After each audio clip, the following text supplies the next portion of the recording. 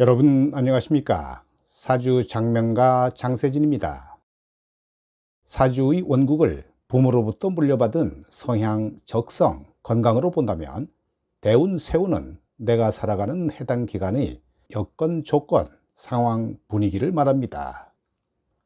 그러기에 사주팔자를 봤다고 하면 원국과 대운, 세운을 함께 봐야 사주를 봤다고 할 수 있죠.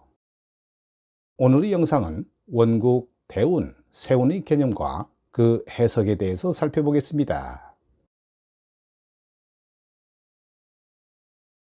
원국은 평생의 인덕이나 직업 조건처럼 나를 따라다니는 조건이고, 대운은 시기별로 작용하는 전반적인 분위기, 환경, 조건, 여건을 말하는데요. 원국처럼 평생 작용하는 것은 아니고 주로 10년간 작용하는 개념이 되지요. 세운은 특정 사건의 발생 시기로 이해를 하면 오히려 간단하게 접근할 수 있을 겁니다. 원국 월지에 인목이 있으면 평생에 걸쳐 인목이라는 호랑이의 기운과 정인이라는 육신의 기운을 쓰게 되지요. 내가 직업을 갖더라도 글이나 학문, 자격, 면허 분야에서 활동을 하거나 아니면 호랑이 기운을 따른다면 권력, 금융, 공학기술의 환경을 쓰기도 합니다. 인덕도 이와 같아서 내 부모 형제 중에서 인목 정인의 기운을 따라 교육자나 권력자 집안일 수도 있습니다. 대운은 10년간 작용하는 환경이라고 했죠. 즉 10년간 살아가는 분위기 정도로 이해하면 되는데요. 정인 대운이니까 능력 개발이나 실력 향상을 추구하는 환경이고, 문서계약을 추구하고 권리나 이권을 확보하려는 환경입니다. 인이라는 호랑이의 기운을 따른다면 이 시기에 튀어오르는 상승도 있지만 아래로도 크게 내려찍는 과정도 있으니까 신변의 급변사를 주의할 필요가 있죠. 하지만 인대운이 끝나고 나면 언제 그랬느냐는 듯이 그런 작용들이 사라집니다. 세운은 특정 사건, 사고가 발생하는 시기인데요.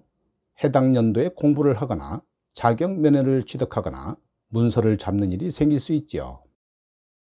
또 인세운에는 국운의 흐름에 따라 호랑이 기운이 지구 전체적으로 펼쳐지니까 보릿고개를 주의하고 빚쟁이 신세가 떼기 쉬우며 충격적인 사건, 사고가 많은 한 해가 될 것입니다. 원국을 응용 통변해 보면 원국에 천라지망이 들었으니까 직업은 활인업이 좋고요. 너무 세속적인 직업은 성취가 미흡합니다.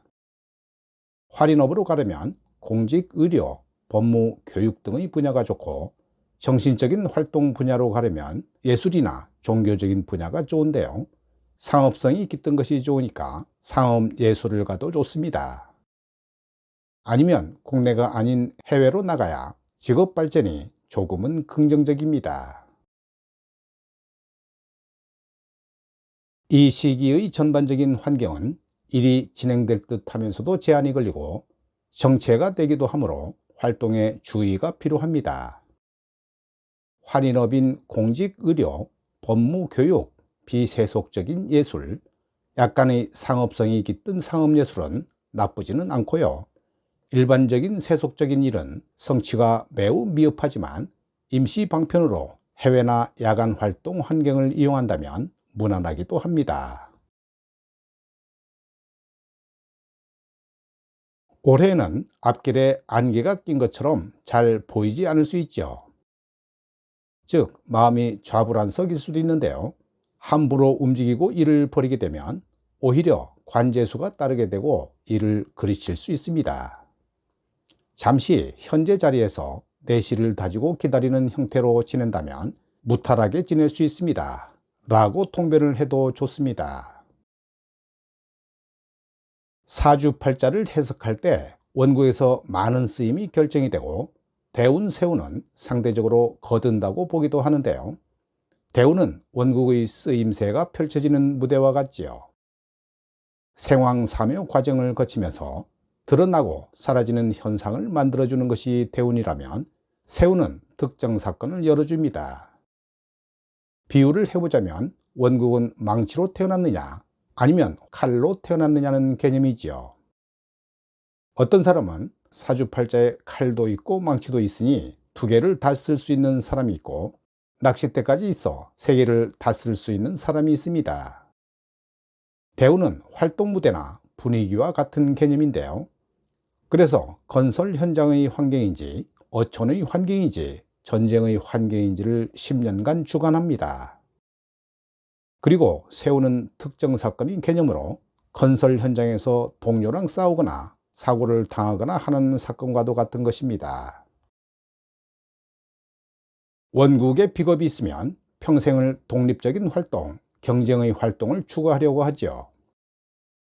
직장을 잘 다니고 있어도 수시로 자율성이 높은 업무로 나가려고 하거나, 경험이 많이 누적되어 실력을 쌓으면 스스로 리더가 되고자 수시로 창업하려고 하는데요. 경쟁의 환경으로 뛰어들려고 하며 경쟁에서 경험을 쌓고 전문가가 되려고 합니다. 대운의 비겁이 있으면 10년 동안의 경쟁 독립, 협력의 환경이라고 보는데요. 원국에서 이것을 잘 쓰는 쓰임새가 있다면 더욱더 도움이 되겠지만, 잘 쓰이지 못한다면 오히려 현금 손실 등의 압박이 따르게 됩니다.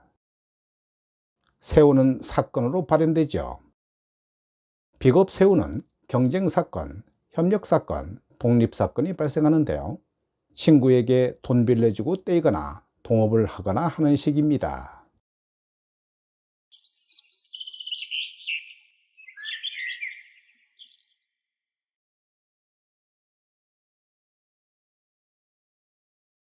이 명조는 6월에 태어난 경신일주 여명으로 금이 왕한 가운데 천간의 을목은 금에 점령당하여 힘을 못 쓰고 있네요.